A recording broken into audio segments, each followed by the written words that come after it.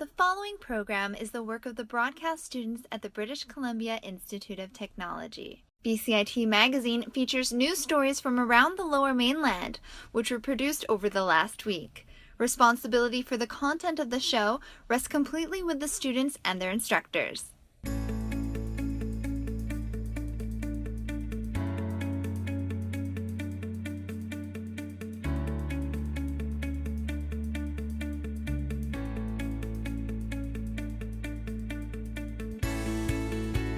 Coming up on BCIT Magazine, a 15-year-old is dead after a shooting in Mount Pleasant. A national bank faces backlash from Kinder Morgan protesters. And tips on how to start eating healthier this year.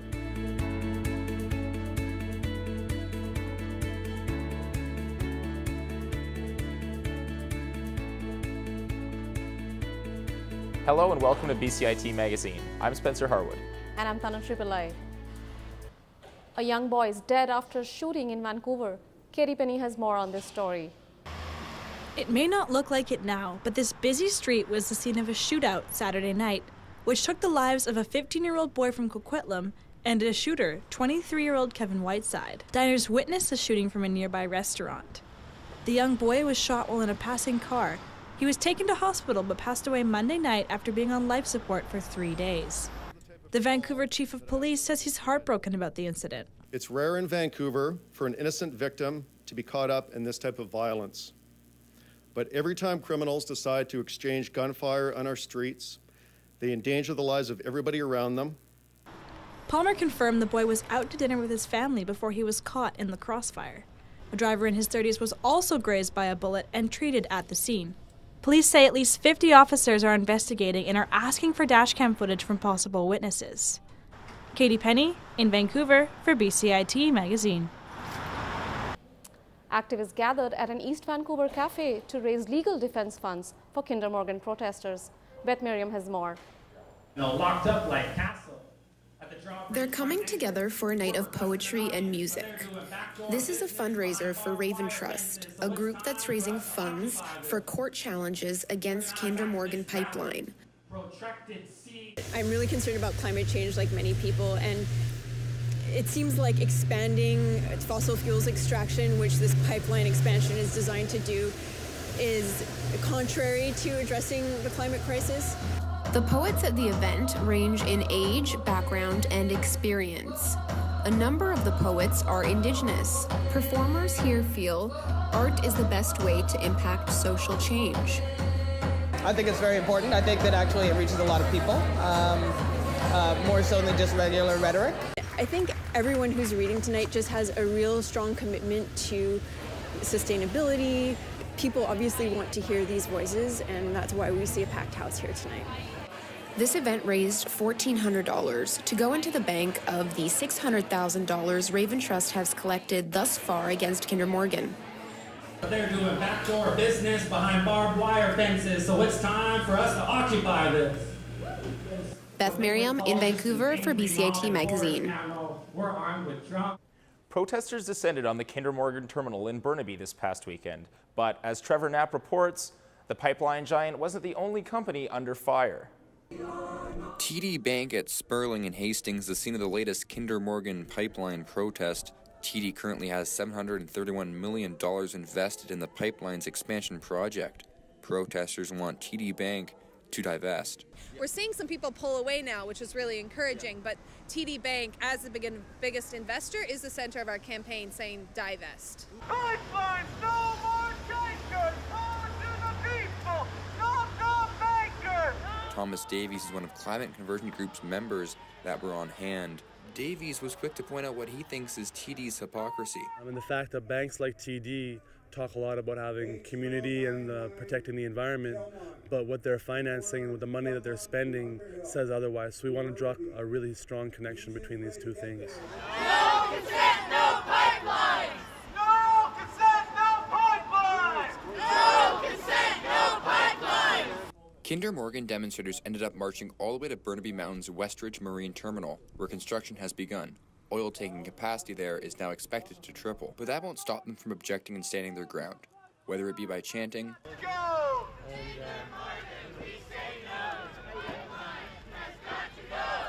playing the bagpipes, or even singing. Trevor Knapp in Burnaby for BCIT Magazine. Our reporter Trevor Knapp now joins us live. Trevor, what can you tell us about the atmosphere at the protest? Yeah, Spencer, there was a real feeling of hope in the air at the protest. These protesters truly believe that their voices together can culminate and stop the construction of this pipeline. Spencer? And what is the protesters' main message for Prime Minister Trudeau? Yeah, they want Prime Minister Trudeau to put his money where his mouth is. One of the protesters that I talked to at the rally said that he wants Justin Trudeau to carry through with his word and respect the rights of the Indigenous people. Back to you. Coming up next on BCIT Magazine, women delegates from around the world meet in Vancouver to talk peace in Korea. And a rally to end racism in Vancouver.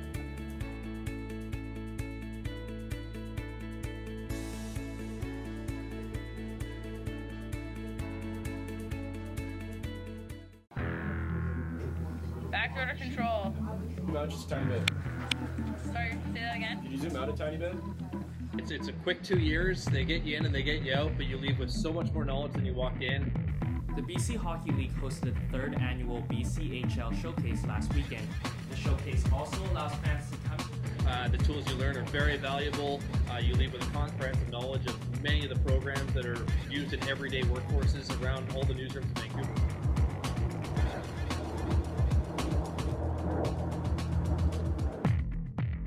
Beginning of your 2-year program, you don't really expect that in 2 years' time you're walking out ready to be a part of the journalism industry. Good morning and welcome to Evolution News. I'm Chantal Pesquitza. I was lucky enough to get a job a week after I graduated. I think that has a lot to do with the teachers and fellow students prepping you for the outside life once you graduate from BCIT. Yeah, if it wasn't for BCIT, I'd be lost.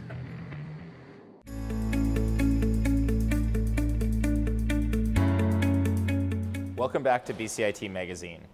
Women from around the world rallied in Vancouver this week to find a solution to the crisis in Korea. Ben Phillips has more on this story. Korean drummers and peace marchers made their presence known in downtown Vancouver on Monday night. Members of Women Crossing the Demilitarized Zone met in Vancouver as they hope to be fairly represented as foreign ministers also meet to talk safety and security towards North Korea. Nan Kim, a history professor at the University of Wisconsin, is part of the organizing group. Press for the inclusion of women in that peace process. The vigil, the candlelight vigil, is a way for us to bring in the larger community, to also express our hopes for peace. Of course. The march Monday night in Vancouver was joined simultaneously with a peace march in South Korea near Pyeongchang. The Vancouver march started at the art gallery and made its way to Jackpool Plaza. Of those in the march was retired U.S. Army Reserve Colonel and former diplomat Ann Wright. We do not want war. We know that the people on the Korean Peninsula do not want war. We know the North Koreans do not want war, and we know the South Koreans do not want war. And I'll tell you, even the statistics in the warmongering United States of America says by its citizens, they don't want war. The crowd raised candles and sang songs of peace for the foreign ministers and those who joined them across the Pacific in South Korea. Ben Phillips in Vancouver for BCIT Magazine. Community members from East Hastings gathered this week to commit to reconciliation. Our reporter Beth Merriam has more on this. This gathering is about reconciling Indigenous and non-Indigenous people in hopes of forming new relationships.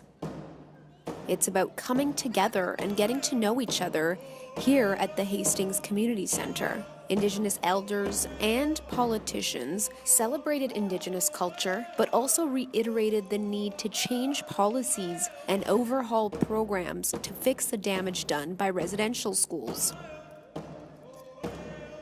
Education system for children, shouldn't all children have equal opportunities and be supported in the same way? But yet that's not reality today. More than 150,000 Indigenous children were placed in residential schools between 1870 and 1996.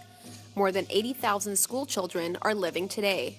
We've always been told that a lot of our culture was lost because of residential school, but I like to say that we're still here, we're still strong, we're all working together to heal from what residential school had done to our people. Showcasing their art and culture with pride is an act of survival.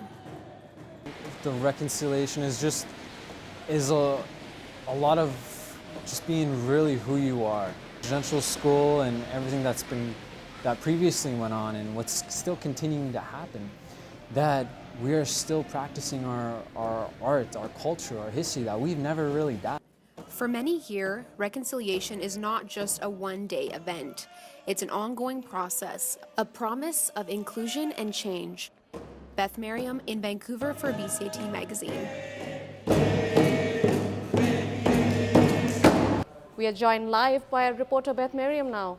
So Beth, what were some of the things the speakers said at the event? Well, MP Jenny Kwan mentioned that she was going to push for equal and quality access to education for Indigenous children. And Vancouver Park Board Commissioner Stuart McKinnon mentioned that he would consult with First Nations for the renaming of Siwash Rock. Tanu? And what was the feeling like in the room? Well, there was a lot of enthusiasm and smiles at the event. Kids and families were partaking in dances and exercises, so the room was really buzzing with excitement. Back to you. Thank you, Beth. We now go to my co-anchor Spencer Harwood to talk about nutrition with our special guest, Jordan Bruce. Spencer? Thanks, Tanu. We're joined now by Jordan Bruce from Bruce's Roots. Jordan, welcome. Hi, thank you for having me. Thank you so much for joining us today. So let's get started. Why don't you tell us about what you have in front of us just first? Okay, so today I thought it would be great to make a mackerel bowl or a Buddha bowl.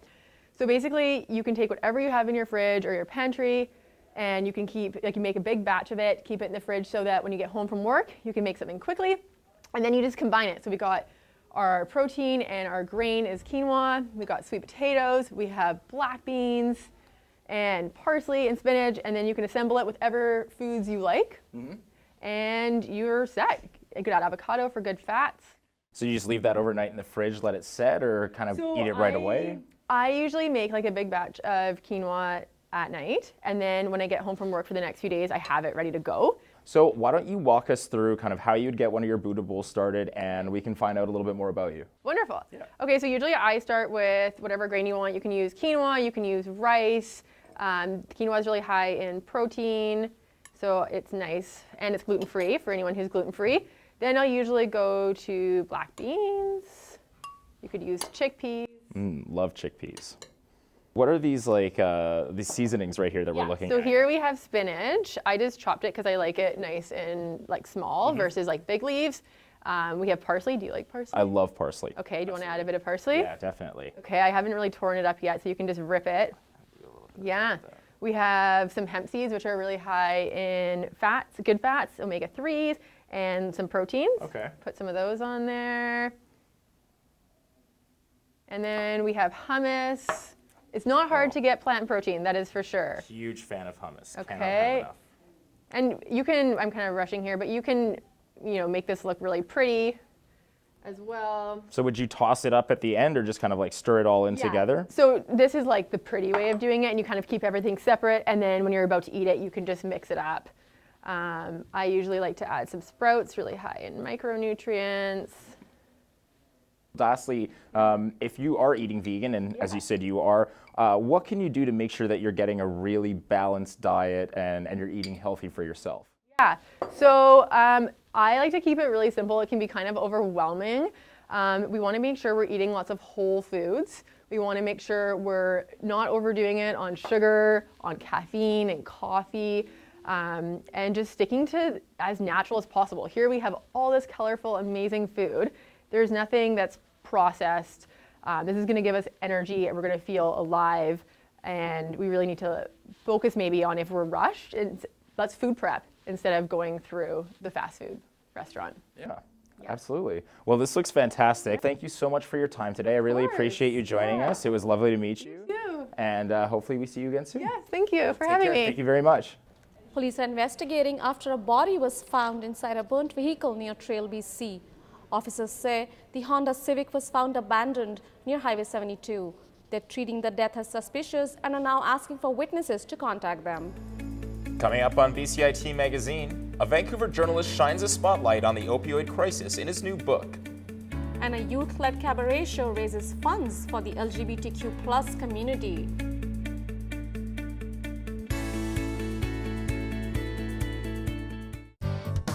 Standby graphics, ready camera one. If you want to experience the fast-paced world of news, today on BCIT Magazine, striking, make magic on a movie set, frame, and action, or bring your creative ideas to life, BCIT's hands-on training will get you started. BCIT Television and Video Production. Your possibilities start here.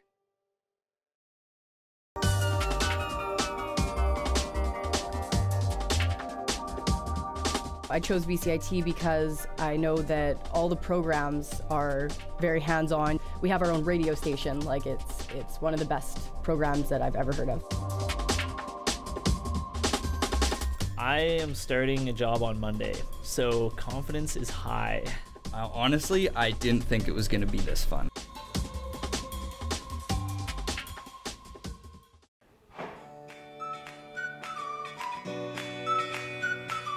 Oh, hi there. I was just looking up some things to do this weekend. I'll share them with you. The first one is the Dine Out Vancouver Festival. It's about 300 restaurants with 3-course meals at very low prices. If you're more into the arts, the Museum of Vancouver is hosting a photo exhibit that's showcasing how protest helped shape the city's identity. It's cold out there. If you want to warm up this winter, the Vancouver Hot Chocolate Festival starts this weekend. We're talking different kinds of cocoa, plus any topping you can think of. Hot chocolate sounds good. A 19-year-old Muslim woman is fighting to end religious discrimination. Our reporter Veronica Beltran tells us what inspired this woman to rally.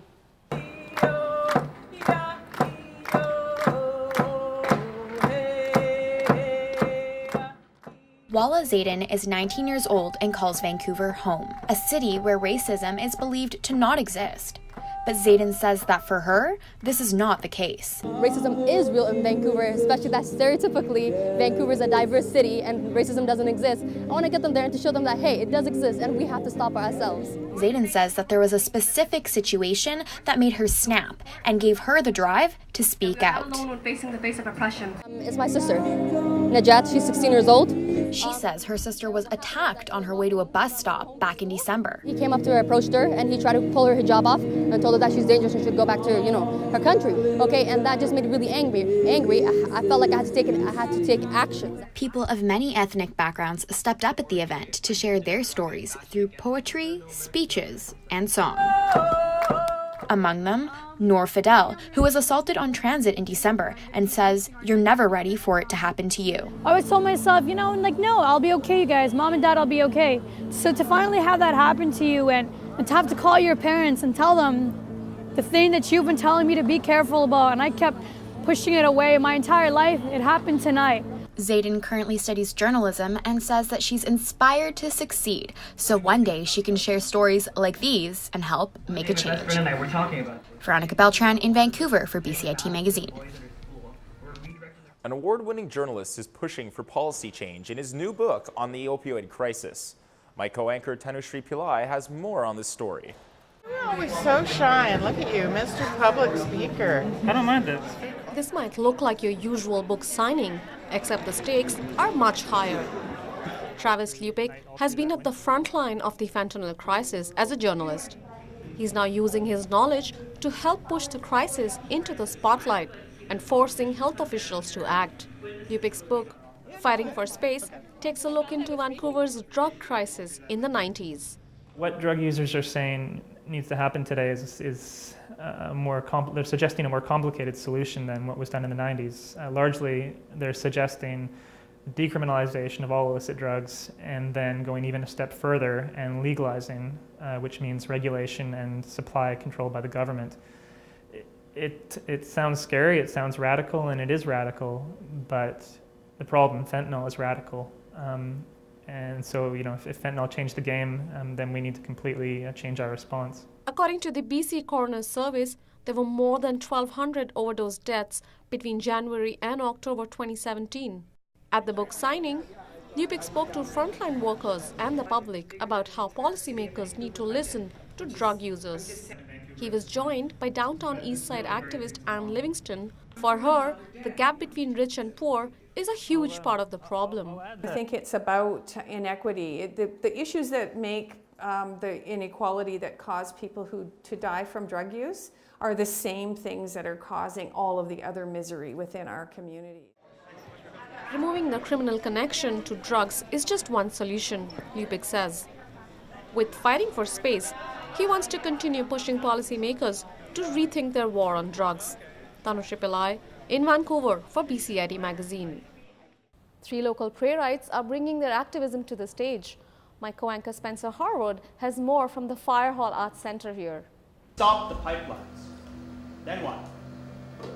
They already transported by rail along 2 of the greatest salmon-bearing rivers. Kevin Loring understands the power of the stage.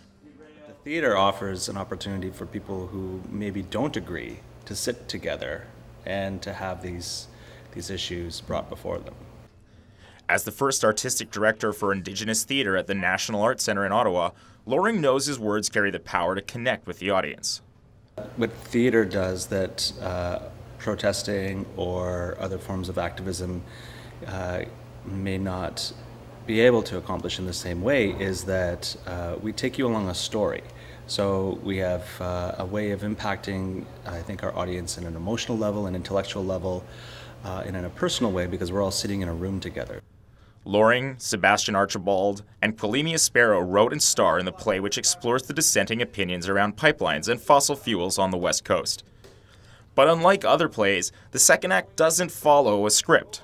Act 2 is almost like this town hall meeting where we talk about the issues brought up in the play with the guest speaker and the audience and us as the performers, and it becomes a real kind of community dialogue and community exercise.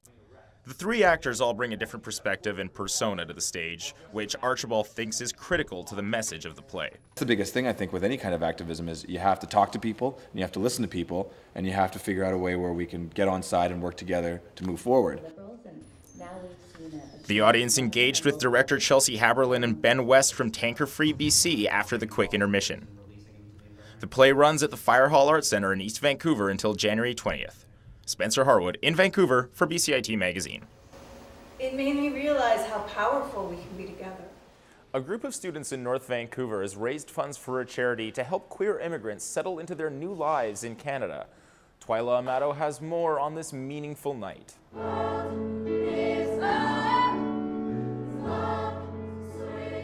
It was a night full of love and inspiration. But beforehand, backstage was a buzz at the Deep Cove Shaw Theatre as students made last-minute preparations before going on stage. Seacove Secondary's Jazz in the Box was one of the night's performers that helped raise more than $19,000 for Rainbow Refugee, which helps LGBTQ+ immigrants seeking homes in Canada.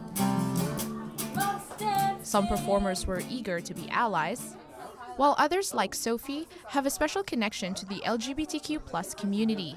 My family is a pretty diverse bunch of LGBT people. So I have my brother who's transgender, and then my sister is non-binary, and my little sister is a lesbian, and I am pansexual. So we have a broad range of people and sexualities and gender identities. Reese Findler organized the concert. The grade 11 Seacove student says it was a memorable experience. And I thought it was the perfect thing to donate to because of how relevant both the refugee scenario is in Vancouver and also just LGBTQ+ rights are always relevant. I feel amazing. I feel like I want to do it all over again, so who knows in the future. As well as inspiring others to take action, these students also made a strong impression on each other, supporting a cause they believe in. Twyla Amato in North Vancouver for BCIT Magazine. The world needs now is love, sweet love. There are only 4 teams remaining in the NFL playoffs. Our reporters Trevor Knapp and Ben Phillips are back with their predictions on who will advance next to the Super Bowl.